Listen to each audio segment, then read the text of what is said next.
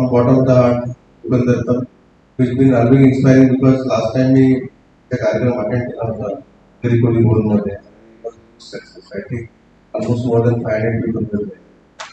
ते जो सक्सेस होता तो ऍक्च्युली रिफ्लेक्ट होतो त्या कामामध्ये की ज्या पद्धतीने ते काम करतात त्याप्रमाणे आपण म्हणू शकतो की जनसामान्यामध्ये त्यांची आता एक चांगली ओळख आहे. हा उपक्रम जागतिक आरोग्य दिनाचा जो आपण ते केलेला आहे त्याचा मेन उद्देश असा आहे की तुमच्या मनातले जे क्वेश्चन्स असतात काही क्वेरीज असतात कुठल्या लहान मुलांचे आहे मोठ्या माणसाचे आहे किंवा आपल्याबद्दल स्वतःबद्दल आहे ते आपण ते सॉल्व्ह करू शकतो. कार्यशाळा हे एकतर्फी नसावी. should not be one directed because one is talking and other is listening. That should not be there. Always we should be interactive. So whatever queries and any smallest to smallest doubts should comfortably ask. हे open forum आहे basically. त्यामुळे तुमच्या मनातले काही question असेल तर तुम्ही करू शकता. कारण असं मला असं वाटत नाही की काही प्रेझेंटेशन असं प्रिपेअर केलेलं आहे किंवा करावं किंवा का त्याचे कारण असं की लहान मुलांच्या ज्या समस्या आहेत त्या तुम्ही जर बघितल्या तर मे बी आपण आता ऑलमोस्ट 77 स्वातंत्र्याचा दिन साजरा करतोय.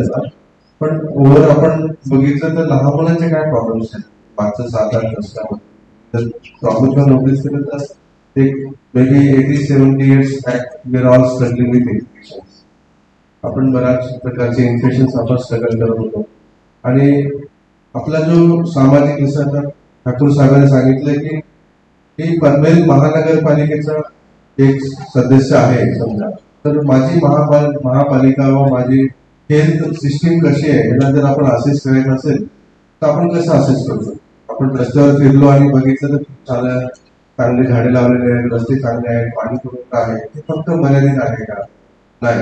आपले घर चांगले आहे ते पण मर्यादित आहे का नाही. आपला समाज चांगला आहे तो पण मर्यादित आहे का नाही. ऍक्च्युली आपला जो इंडिकेटर ज्याला आपण हेल्थ इंडायसिस म्हणतो ते हेल्थ इंडायसिस फार महत्वाचं. इनफॅक्ट महापालिकेने स्वतःचं रेट्रोस्पेक्ट केलं तर हेल्थ इंडायसिस आपल्याला सांगू शकतात की ऍक्च्युली आपली महापालिका कशी. ओके तर आपण जसे पहिल्याच्या काळात सगळ्यात कॉमन हेल्थ इंडायसिस 3 होत्या. सगळ्यात इम्पॉर्टंट होतं मॅटर्नल मॉर्टॅलिटी. आपल्याला माहित असेल ज्या ठिकाणी सगळ्यात मॅटर्नल मॉर्टॅलिटी कमी आहे ती सगळ्यात चांगल्या दर्जाची सेवा देते असं समजलं जातं.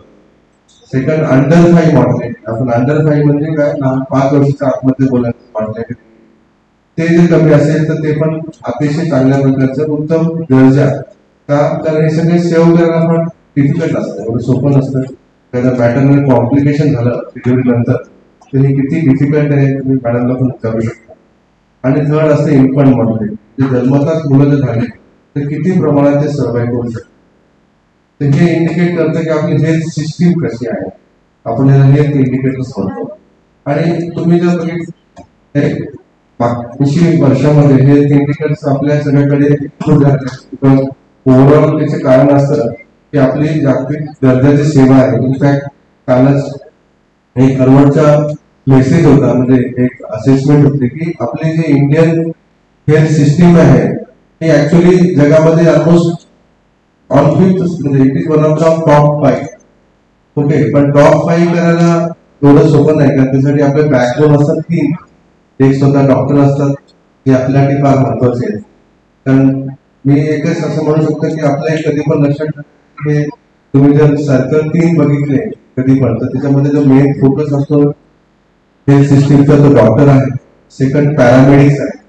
पॅरामेडिक्स म्हणजे जे आपण नर्सेस असिस्टंट किंवा काही प्रकारचे जे सपोर्टिव्ह सिस्टीम्स आणि थर्ड तुमचे इन्फ्रास्ट्रक्चर 3 गोष्टी जुळून आल्या तर I think we will have the best. We are on the 5th right now, but we may become first because कोरोनामध्ये आपण जर सेवा देऊ शकलो तेव्हा बाहेरचे लोक पण देऊ शकतो. Many people have succumbed because they could not assess or they could not gauge the gravity of situation and they actually collapsed. Their health system collapsed. But luckily we are united and our main backbone of these 3 आपण जर स्तंभ म्हणतो एक medics paramedics आणि infrastructure हे तिन्ही पण आपले चांगले असल्यामुळे आपला मॉर्टॅलिटी रेट बाकीच्या लोकांपेक्षा कमी होतो झाले नाही. पण तरी जर that factor in matters is important because we could see.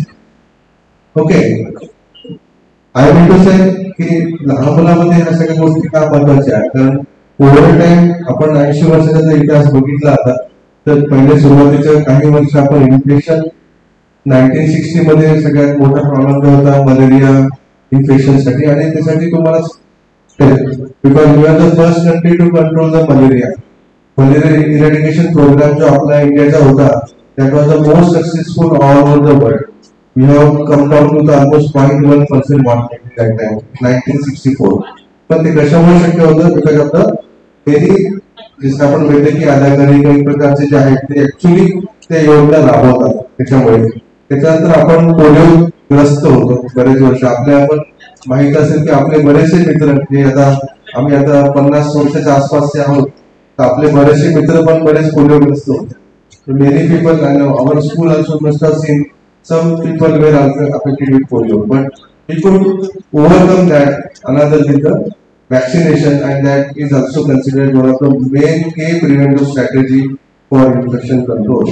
आणि नंतरच्या काळामध्ये जसे जसे I would say 70s, 80s मध्ये HIV आला. HIV was the first detected in Mumbai only. That is by our pediatrician from Vijay Hospital. आणि हे actually त्याच्यानंतर 10 वर्ष आपण त्याच्यासोबत फाईट करत राहिलो. नंतर ART दॅट इज अँटीरेट्रोव्हायरल थेरपी आली आणि कंट्रोल असे 2000 पर्यंत आपण इन्फेक्शन चालू होतं.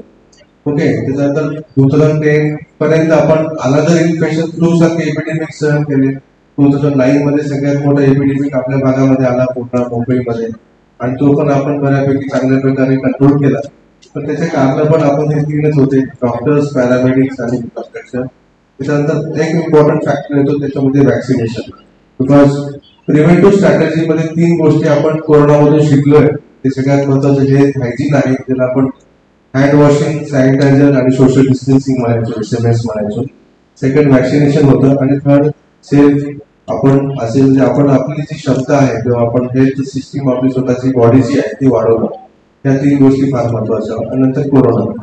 पण मुलांमध्ये तुम्ही जर बघितलं तर बऱ्याचशा गोष्टी असं चेंजेस होत राहिल्या त्या इन्फेक्शन पासून. आता थोडंसं आपण जरा दूर जातोय, बिकॉज मे बी आता प्रत्येक जण अवेअर झाले आपल्या हेल्थ बद्दल, आपल्या मुलांच्या हेल्थ बद्दल. तर आपण इन्फेक्शन कंट्रोल स्ट्रॅटेजी बऱ्यापैकी आता इम्प्लिमेंट केलेली आहे. पण बऱ्याचशा सोशल जी हेल्थ पॉलिसी आहे किंवा हेल्थ आपण म्हणतो सोशल हेल्थ प्रॉब्लेम्स आहे ते आपले वाढत चाललेले आहेत. तुम्ही स्वतः पण अनुभव शकता तुमच्या घरामध्ये, सोसायटीमध्ये, बाजूला आजूबाजूला प्रत्येकाची कंप्लेंट आता जास्त तापाची नाही, जास्त त्यांचं स्क्रीन टाइम जी आहे, त्यांचं सोशल प्ले कमी आहे, इंटरॅक्शन कमी आहे, त्यांची अँझायटी जास्त आहे, अग्रेशन जास्त आहे. पण नवीन जनरेशन तुम्ही जर बघितलं तर तुम्ही एक क्वेश्चन केला बाळाला किंवा मुलाला का मुलीला तर लगेच बॅक आन्सर आपल्या वेळेस पण मिळायचं, पण थोड्या नाही. पण त्याचे कारण काय होतं, आपण कुठे चुकतोय का, याच्याबद्दल आपण असेसमेंट कधी करू शकलो का, आपली काही गोष्टी महत्वाच्या आहेत का.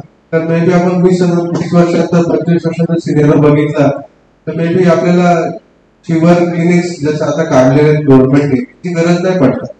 पण आपल्याला सोशल क्लिनिक्स किंवा काउन्सिलिंग सेशन किंवा anxiety disorders clinics, psychological sessions किंवा maybe even in fact aggression कमी करण्यासाठी काही गोष्टी करायला लागतील. तुम्हाला इझिली अवेलेबल टूल्स आहेत. परवा तुम्ही फिनलँडचं तुम्ही रागाच्या भरात त्यांनी बंदूक आणली घरातून आणि गोळीबार केला.